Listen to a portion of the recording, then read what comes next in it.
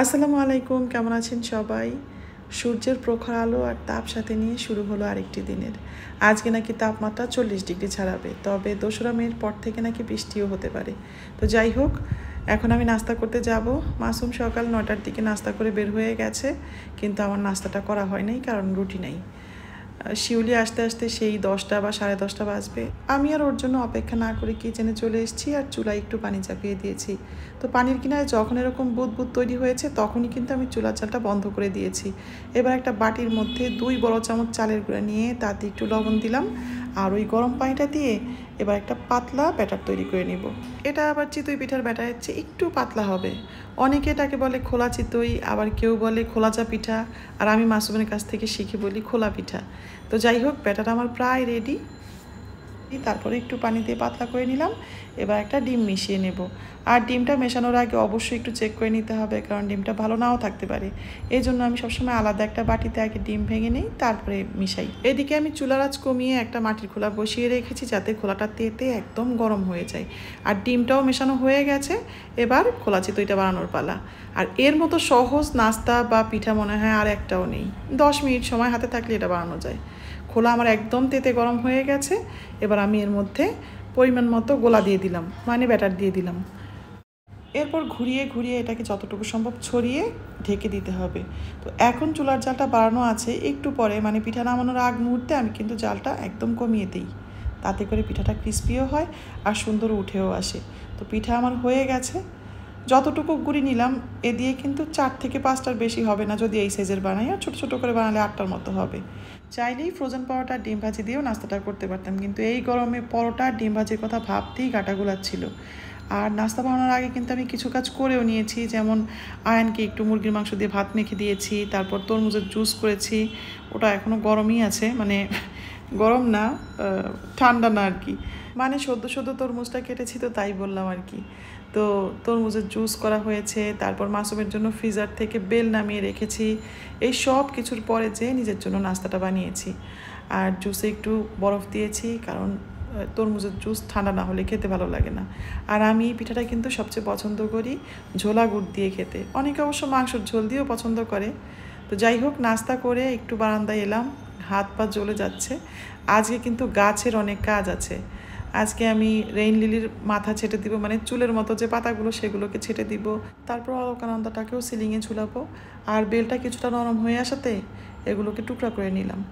আমি প্রথমে বেলের বিচি ফেলে, তারপর চেলে আঁশ ফেলে ফ্রোজেন করি, মানে কাঠটাকে ফ্রোজেন করি। তারপর কিছুটা শক্ত হয়ে এলে টুকরা টুকরা করে নিই। আর প্রত্যেক দিন সকালে মাসুমকে একটা টুকরা গুলে দেওয়া হয়। আসলে যখন ফ্রেশ বেল থাকে না তখনই এই কাজটা করা হয়। আর এই কাজটা করতে একটু কষ্ট হয়, তারপরেও মাসুম তো আমাদের জন্য কত পরিশ্রম করে, কত কষ্ট করে। এইটুকু কষ্ট তার কাছে কিছুই না, এটা আমার মনে হয় আর কি। এরপর আগের মসুর ডালটা বাটিতে ঢেলে নিলাম। আজকে এই মসুর ডালের সাথে মটর ডাল মিশিয়ে একটু আম ডাল করবো ভাবছি। আর যদি ডাল রান্না নাও করতাম তখনও কিন্তু আগের ডালটা বাটিতে ঢেলে নিতাম, তারপর নতুন ডাল ভরা হলে সেই ডালটাকে নতুন ডালের উপরে দিয়ে দিতাম। যাই হোক, ডাল ভরা হয়ে গেছে, এখন ডালটাকে ভিজিয়ে রাখবো, তাহলে কিন্তু ডালটা সুন্দর নরম হয়ে থাকবে, সেদ্ধ হতেও সময় লাগবে না। আজকে কার কাছে কেমন লাগছে জানি না, কিন্তু আমার কাছে প্রচণ্ড গরম লাগছে। তো আমি ড্রয়িং রুমে এসেছি গাছগুলো নেওয়ার জন্য। তার আগে আমি ড্রয়িং রুমের পূর্ব দিকের পর্দাটাকে একদম টান টান করে মেলে দিলাম। কী জন্য করলাম তাও বুঝতে পারছি না, কিন্তু আমার কাছে মনে হয়েছে টান টান করে মেলে দিলে সূর্যের তাপটা আর ভিতরে ঢুকতে পারবে না। যদিও পাতলা ফিনফিনে পর্দা, তারপরে এই কাজটা করেছি। আর আজকে এই গাছগুলোকে করাবো, গোসল করাবো। মানে মাসে একবার এটা করি, কিন্তু এই মাসে এখনও করা হয়নি, অনেক দিন হয়ে গেল। আর যেই গরম পড়ছে ভাবলাম আজকে একটু মাটিগুলোকে আলগা করে দেই, একটু পানির নিচে কিছুক্ষণ এগুলোকে রাখি। এগুলোকে আজকে আর রান্নাঘরে নিব না ভাবছি, কমন বাথরুমেই নিয়ে যাব, এটা কাছেও আছে।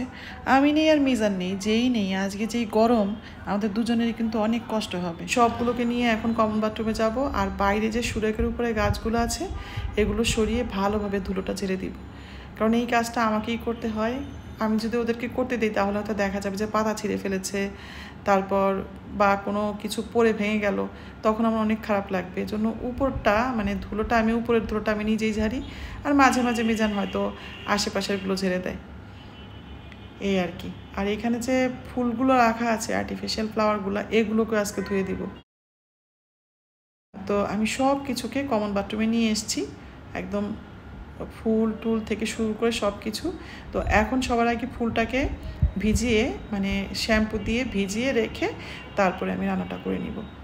রান্না না করে এই কাজে হাত দিলে কিন্তু সারাদিন লেগে যাবে, পরে রান্না করতে ভালো লাগবে না। তো এটা করে আমি ঝটপট রান্নাটা করে নিব। আর আজকে সহজ সহজ কিছু রান্না করব।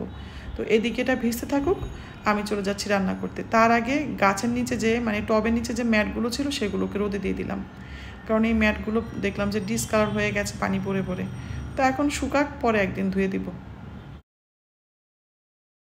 তাড়াহুড়ো করলে আসলে কোনো কাজই ভালো হয় না। পেঁয়াজটা তাড়াহুড়োয় পুড়ে গেছে। আম ডাল রান্না করেছি। এই আম আর কাঁঠাল মাসুম গ্রাম থেকে নিয়ে এসেছিল। কাঁচা কাঁঠাল রান্না করে খাওয়ার জন্য এনেছিল, কিন্তু এখন মনে হচ্ছে কাঁঠালটা পেকে গেছে, কাল পরশুর মধ্যে ভেঙে খাওয়া যাবে। তো আমি আলু আর বেগুন দিয়ে সকালের জন্য একটা ভাজি করেছি, একটু ঢেঁড়স ভাজি করেছি, আর মুরগি আর কাতল মাছ দিয়ে আলু দিয়ে রান্না করেছি। মানে এসেই প্রথমে মুরগি আর কাতল মাছ বসিয়ে দিয়েছি, এই ফাঁকে ঢেঁড়সটা কুটে নিয়েছি, তারপর ঢেঁড়স আর আলু ভাজিটা করে নিয়েছি।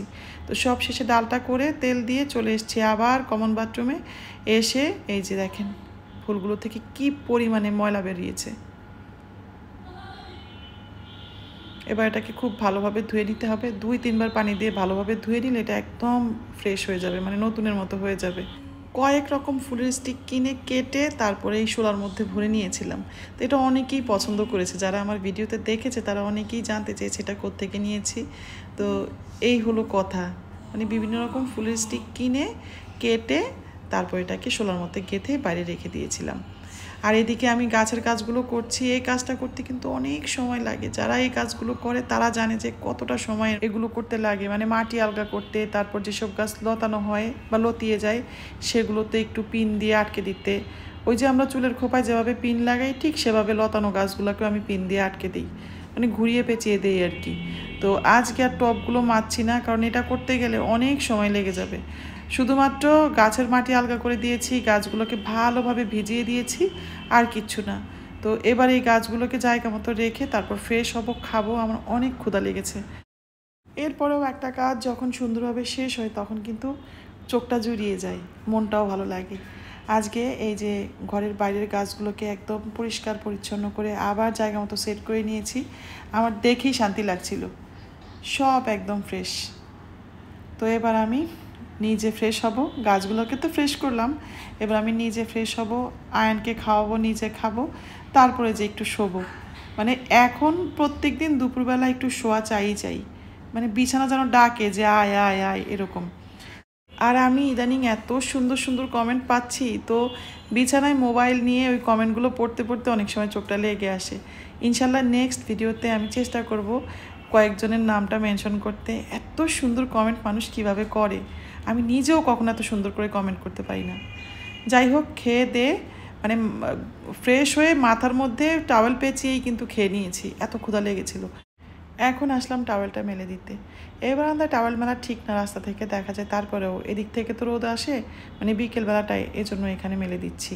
আর আজকে কিন্তু রেইন লিলির চুল কেটে দিয়েছি, মানে ছেটে দিয়েছি। রেইন লিলির চুলগুলো ছেটে দিয়েছি, তারপর অলকানন্দাটাকেও সিলিংয়ে ঝুলিয়েছি, আমি দেখাচ্ছি। এই যে এভাবে সিলিংয়ে একটা হুক দিয়ে লাগিয়ে দিয়েছি, কারণ সামনে ঝড় বৃষ্টির দিন দেখা যাবে ডালপালা ভেঙে একাকার হয়ে গেছে।